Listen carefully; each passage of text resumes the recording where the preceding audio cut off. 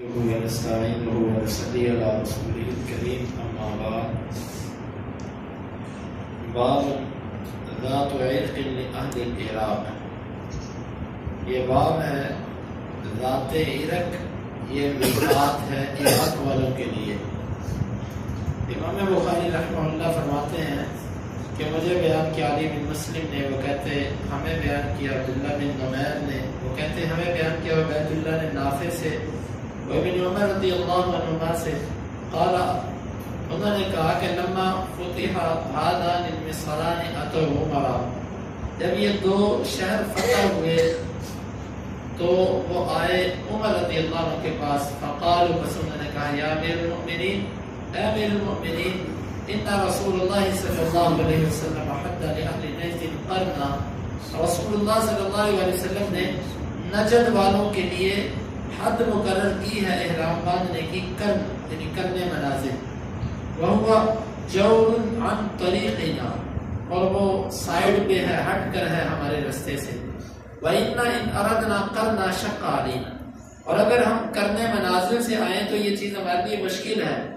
قَالَ فَانْظُرُوا حَدْوَهَا مِنْ طَرِيقِكُمْ، فرمانے لگے کہ اس کے برابر جو آتا ہے نا تمہارے رستے میں، تم اس کو اپنا میقات بنا لو. فَحَدَّ لَهُمْ ذَاتَ عِرْقٍ، بس ان کے لیے حد مقرر کی ذات عرق. اس حدیث کو ذرا سمجھیے. اس حدیث میں یہ بات ہے کہ جب دو شہر فتح ہوئے، دو شہروں سے مراد یہ مصر اور عراق، یہ علاقے. لیکن یہاں پر ایک سوال پیدا ہوتا ہے تاریخی اعتبار سے، تو یہ اس وقت فتح نہیں تھے، یہ تو فتح بعد میں ہوئے.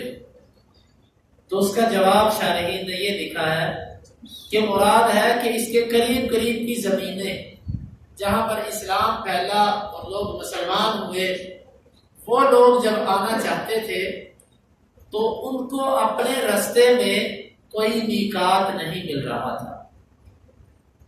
وہ کہنے لگے کہ میقات جو ہیں وہ 4 مقرر ہوئے ہیں، اور ہم اگر کرنے منازل سے آتے ہیں تو کرنے منازل پر آنے کے لیے ہمیں بڑا ہٹ کے آنا پڑتا ہے. تو آپ اس طرح کیجئے کہ ہماری جو شاہراہ ہے جو سیدھی مکے کو آتی ہے، اس پہ کوئی میقات ہمارے لیے مقرر کر دیں. عمر رضی اللہ عنہ فرمانے لگے تم اس طرح کرو، کرنے منازل جو ہے نا، کر اس کے مقابلے میں دیکھ لو، اس کے برابر پر اپنے علاقے میں لا کے ایک میقات مقرر کر دیتے. تو عمر رضی اللہ عنہ نے ان کے لیے ذات عرق اس کو مقرر کیا. لیکن مسئلہ یہ ہے کہ رسول اللہ صلی اللہ علیہ وسلم نے خود بھی ان کے لیے ذات عرق مقرر کیا، لیکن عمر رضی اللہ عنہ کو اس حدیث کا پتہ نہیں تھا. عمر رضی اللہ عنہ نے اپنے اجتہاد سے ان کے لیے ذات عرق میقات مقرر کر دیا کہ تم نے یہاں پر پہنچ کر احرام باندھنا ہے. بعد میں عمر رضی اللہ عنہ کی اس اجتہاد کا ان صحابہ کو پتہ چلا جن کے پاس حدیث تھی، تو انہوں نے دیکھا کہ عمر رضی اللہ عنہ کا اجتہاد نبی صلی اللہ علیہ وسلم کے فرمان سے بالکل موافق ٹھہرا. نبی صلی اللہ علیہ وسلم پہلے سے مقرر کر چکے تھے ذات علم ان کے لیے میقات اس علاقے کے لیے. عمر رضی اللہ عنہ کو نہیں پتا تھا، لیکن عمر رضی اللہ عنہ کا اجتہاد حدیث سے موافق ہوا. یوں حدیث کے اندر جن میقاتوں کا ذکر ملتا ہے وہ 5 میقات، یعنی کہ جو جس علاقے سے آئے گا وہ ان 5 میقاتوں میں سے کسی سے گزرے. اگر کسی کا کوئی ایسا علاقہ بنتا ہے کہ جہاں سے کوئی میقات نہیں آتا تو وہ ان کے برابر، یعنی کہ یوں گول دائرہ تصور کرے اور ان کے برابر سے وہ میقات جو بھی اس کا بنے وہاں سے وہ احرام باندھ سکتا ہے. یہ تو ہوئی میقاتوں کی بحث جو امام بخاری رحمہ اللہ نے ہر علاقے والے کے لیے بتلا دیا کہ فلاں علاقے سے آنے والا فلاں جگہ سے احرام باندھے، فلاں سے آنے والا فلاں جگہ سے احرام باندھے. یہ بات ختم ہوئی. اب یہاں پر ایک بحث یہ ہے کہ ایک بندہ مثلا کوئی پاکستانی یا کوئی کسی ملک کا رہنے والا، وہ کاروبار کی نیت سے مکہ جانا چاہتا ہے، کیا وہ بھی میقات سے گزرتے وقت احرام باندھے گا؟ بعض لوگ یہ کہتے ہیں، بعض علماء یہ کہتے ہیں، لیکن وہ کبار علماء پرانے علماء میں سے نہیں ہیں. بعض اہل علم کا ہم نے سنا کہ وہ یہ کہتے تھے مکہ کے اندر جب بھی آپ نے جانا ہے تو آپ نے احرام باندھ کے جانا ہے اس کے لیے، جبکہ یہ بات ٹھیک نہیں ہے۔ حدیث میں کل بھی آپ نے سنا رسول اللہ صلی اللہ علیہ وسلم نے فرمایا لمن کان یرید الحج والعمرہ، یہ احرام وہ باندھے گا جو حج یا عمرے کا ارادہ رکھتا ہے۔ جو حج اور عمرے کا ارادہ نہیں رکھتا وہ مکے جائے، بیت اللہ جائے، مدینہ جہاں مرضی جائے، وہ احرام نہیں باندھے۔ ایک بات۔ دوسری بات یہ ہے، ایک آدمی نے ایک دفعہ عمرہ کر لیا، اب وہ دوبارہ عمرہ کرنا چاہتا ہے، وہ احرام کہاں سے باندھے؟ یہ مسئلہ احادیث کے اندر نہیں ہے کہ وہ کہاں سے باندھے، کیونکہ اگر ہم رسول اللہ صلی اللہ علیہ وسلم کی احادیث کا مطالعہ کریں، آپ کی سیرت کو دیکھیں، صحابہ کی زندگیوں کو دیکھیں، تو یہ محسوس ہوتا ہے کہ وہ ایک سفر میں ایک ہی عمرہ کیا کرتے تھے۔ شاید کوئی ایسی مثال ہو شاذ و نادر کہ ایک سفر میں زیادہ عمرے کرنے کی، وگرنہ ایک سفر کے اندر ایک عمرے کا ذکر ملتا ہے۔ ہاں وہ طواف زیادہ کیا کرتے تھے، طواف، لیکن ہمارے ہاں یہ ہوتا ہے کہ جو جاتا ہے اس بیچارے کو یہ ہوتا ہے کہ اتنے پیسے لگا کر میں گیا ہوں، اب پتہ نہیں دوبارہ آیا جائے گا کہ نہیں، وہ پھر زیادہ سے زیادہ عمرے کرنے کی کوشش کرتا ہے۔ جب وہ زیادہ عمرے کرنے کی کوشش کرتا ہے پھر یہ مسئلہ اس کے لیے پیدا ہوتا ہے کہ وہ احرام کہاں سے باندھے۔ اس مسئلے میں پھر اہل علم کے 3 موقف ہیں۔ پہلا موقف یہ ہے کہ وہ جہاں پر ہے وہیں سے باندھ لے، اپنے ہوٹل سے، کوئی گھر کرائے پر لیا وہیں سے، کسی دکان پر کام کرتا جہاں پر وہ ٹھہرا ہوا وہ وہیں سے احرام باندھے۔ دوسرا موقف یہ ہے کہ نہیں، مکہ حرم ہے، حرم کی حدود ہیں چاروں طرف سے، ان حدوں سے باہر نکل آئے، کسی طرف سے باہر نکل کے احرام باندھ کے پھر اندر چلا جائے۔ دوسرا موقف یہ ہے۔ تیسرا موقف یہ ہے کہ وہ اصل میقات پہ جائے۔ مثال کے طور پہ اصل میقات جو بھی کوئی قریبی بنتا ہے، یہ لملم ہے یا ذوالحلیفہ ہے یا قرن منازل ہے یا ذات عرق ہے یا کوئی بھی ان میں سے ہو، اس کا جو اصل یہ جوفہ ہے، اس کا جو اصل میقات ہے وہ وہاں پر جائے اور وہاں سے جا کے 3 قسم کے موقف ہیں۔ اگر ہم یہ کہیں نا کہ حدیث کی روح سے کسی ایک کو راجع قرار دے دے، ایسی صحیح حدیث ہمارے پاس نہیں۔ یہ مسئلہ ہے اجتہادی، یہ اللہ کے رسول صلی اللہ علیہ وسلم کے زمانے میں نہیں پیش آیا مسئلہ، کیونکہ لوگ ایک ہی عمرہ کرتے تھے، ایک حج کیا بس۔ یہ زیادہ عمرے کا معاملہ بات کا ہے۔ اب یہاں پر پھر اہل علم اختلاف کرتے ہیں کہ وہ کہاں سے باندھے۔ 3 قسم کے موقف ہیں۔ جو کہتے ہیں کہ میقات، اصل میقات سے باندھے گا، وہ کہتے ہیں جب اللہ کے رسول نے ایک حد بتلا دی احرام باندھنے کی تو آپ اندر سے کیوں باندھتے ہیں؟ جبکہ ان کے مقابلے میں وہ علماء جو یہ کہتے ہیں کہ جہاں ہے وہ وہیں سے احرام باندھے، وہ کہتے ہیں جی دیکھیں رسول اللہ صلی اللہ علیہ وسلم نے فرمایا کہ جو ان میقاتوں کے اندر اندر ہے وہ جہاں سے ہے وہیں سے احرام باندھے۔ تو یہ بندہ میقات کے اندر ہے تو لہذا جہاں سے یہ ہے یہ وہیں سے احرام باندھے۔ یہ علماء ایک اور دلیل بھی پیش کرتے ہیں۔ وہ دلیل یہ ہے کہ مثلا کوئی بندہ یہاں سے مدینہ جاتا ہے، پاکستان کا آدمی، وہ مدینے میں اب چلا گیا، مدینے میں جا کر وہ احرام کہاں سے باندھے گا؟ مدینہ کے میقات سے۔ مدینہ کا میقات کیا ہے؟ ذوالحلیفہ۔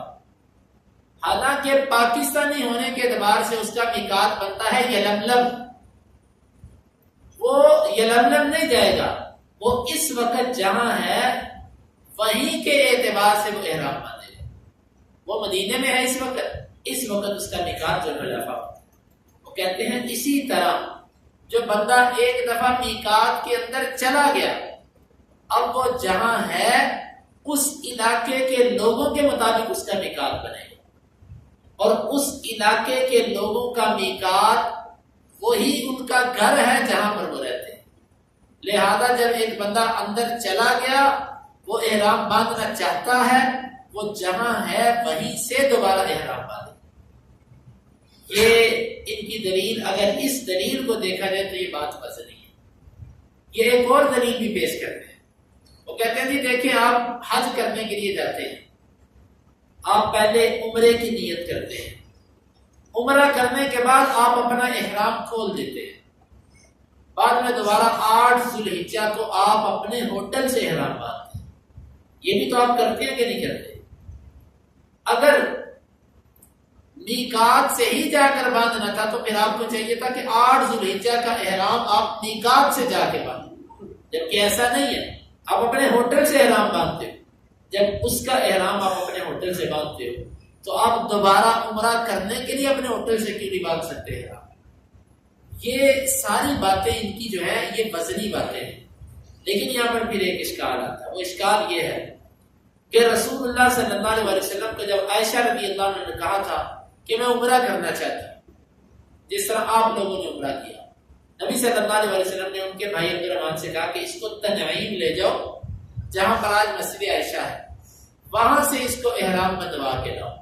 وہ کہتے ہیں کہ جی اگر اندر جانے والا بندہ جہاں ہے وہیں سے احرام باندھے گا تو نبی صلی اللہ علیہ وسلم نے عائشہ کو تنعیم کیوں بھیجا؟ وہیں سے بندوا دیتے، کیا ضرورت تھی تنعیم بھیجنے کی؟ تو یہ جو بات ہے یہ پھر اس بیان کیے ہوئے سارے دلائل کے اندر کچھ کمزوری دکھاتی ہے، لیکن جو تیسرے موقف والے علماء ہیں وہ یہ کہتے ہیں کہ جی نبی صلی اللہ علیہ وسلم نے اس کو تنعیم بھیجا تھا، اور تنعیم کوئی میقات نہیں ہے، تنعیم کوئی میقات نہیں ہے، کیونکہ مدینے والوں کا میقات بنتا تھا ذوالحلیفہ، ان کو دوبارہ مدینے آنا پڑنا تھا، آپ نے مدینے نہیں بھیجا ان کو دوبارہ، اور نہ ان کو یلملم بھیجا، اور نہ ان کو کرنل منازل بھیجا، اور نہ ان کو ذات عرق بھیجا، اور نہ جوفہ بھیجا۔ یہ 5 میقات ہیں، ان میں سے کسی پر نہیں بھیجا، صرف حرم کی حدود سے باہر نکالا، اور باہر نکال کے احرام بندوا کے پھر اس سے کہا کہ اس کو عمرہ کروا۔ اب یہ موقف جو ہے نا عائشہ رضی اللہ عنہا کے ساتھ جو نبی صلی اللہ علیہ وسلم نے کیا، یہ علماء کہتے ہیں کہ نبی صلی اللہ علیہ وسلم نے حرم کی حدود سے باہر نکالا، احرام بندوا کے عمرہ کروا دیا، لہذا یہی طریقہ بہتر ہے۔ تو بھائیوں بات یہ ہے کہ تینوں قسم کے علماء نے اپنے دلائل پیش کیے، ہمیں جو تھوڑی بہت بات سمجھ آئی ہے واللہ عالم بالصواب وہ یہ ہے کہ علماء کا اجتہاد ہے، جس پر کسی کا دل مطمئن ہوتا ہے وہ عمل کرے، جس پر کسی کا دل مطمئن ہوتا ہے وہ عمل کر لے۔ اگر کوئی یہ کہتا ہے کہ بھئی میرا دل مطمئن ہے کہ جہاں پر ہوں میں وہیں سے احرام باندھوں، تو ٹھیک ہے، انشاءاللہ ادھر بھی بہت بڑے علماء موجود ہیں۔ اگر کوئی بندہ یہ کہتا ہے کہ نہیں بس حرم کی حدود سے باہر نکل کے احرام باندھو اور دوبارہ جا کے عمرہ کر لوں، تو ٹھیک ہے، یہ عائشہ رضی اللہ عنہا والی روایت یہ بھی اہل علم اس کا بعض کا موقف ہے وہ پیش کرتے ہیں۔ اگر کوئی بندہ یہ کہتا ہے میں اصلی میقات سے جا کے احرام باندھوں گا، تو اس طرف بھی اہل علم ہے۔ یہ تینوں میقات باندھنے کی جو جگہ ہیں، تینوں طرف کی بار علماء موجود ہیں، مسئلہ اجتہادی ہے، حدیثوں کے اندر یہ مسئلہ واضح نہیں ہے۔ اجتہادی امور کے اندر بندے کو جس مسئلے میں آسانی محسوس ہو اور جہاں پر اس کا دل مطمئن ہو وہ اس پر عمل کر لے، یہ اس کے لیے کافی ہو جائے۔ تو لہذا ہمیں پہلے اس مسئلے کو جب میں نے تفصیلاً دیکھا، اس سے پہلے میں بھی یہ سمجھتا تھا، موقع میرا یہی تھا کہ اصل میقات تک جانا چاہیے، لیکن تمام علماء کے دلائل پڑھنے کے بعد میں نے اپنے ذہن میں ابھی جو میرے ذہن میں ٹھہری یہ بات وہ یہی ہے کہ جس کا جہاں پر دل مطمئن ہے وہ اس پہ عمل کر دے، کیونکہ مسئلہ حدیث کے اندر واضح نہیں، اس دور کا یہ مسئلہ تھا ہی۔ تو اس لیے اگر آپ کو اپنے ہوٹل سے احرام باندھنا ہے، آپ کا دل وہاں پہ مطمئن ہے، باندھ لیں۔ آپ تنعیم جا کے حرم کی حدود سے باہر نکل کے باندھنا چاہتے ہیں تو باندھ لیں۔ اگر آپ کہتے ہیں اصل میقات پہ جا کے میرا دل مطمئن ہوتا تو وہاں سے باندھ لیں۔ اللہ تعالیٰ سے دعا ہے کہ اللہ تعالیٰ کتاب و سنت کو سمجھنے کے عمل کی توفیق عطا فرمائے۔ باقی حرم کے حوالے سے احرام کے ساتھ کچھ اور چیزوں کا بھی تعلق ہے۔ 2 ہفتے جو لوگ پڑھتے ہیں احرام باندھنے کے بعد، اور اسی طرح احرام کے لیے باوضو ہونا، اور یہ جو معاملات ہیں انشاءاللہ اس پر تفصیل کل کے درس میں۔ اللہ رب العزت سے دعا ہے عمل کی توفیق عطا فرمائے۔ اللهم انفعنا بما علمتنا وعلمنا ما ينفعنا وزدنا علما. اللهم اقسم لنا من خشيتك ما يحول بيننا وبين معصيتك، ومن طاعتك ما تبلغنا به جنتك، ومن اليقين ما تهون به علينا مصائب الدنيا. متعنا اللهم بأسماعنا وأبصارنا وقوتنا أبدا ما أحييتنا، واجعله الوارث منا، واجعل ثارنا على من ظلمنا، ولا تجعل مصيبتنا في ديننا، ولا تجعل الدنيا أكبر همنا ولا مبلغ علمنا، ولا تسلط علينا من لا يرحمنا. وآخر دعوانا أن الحمد لله رب العالمين.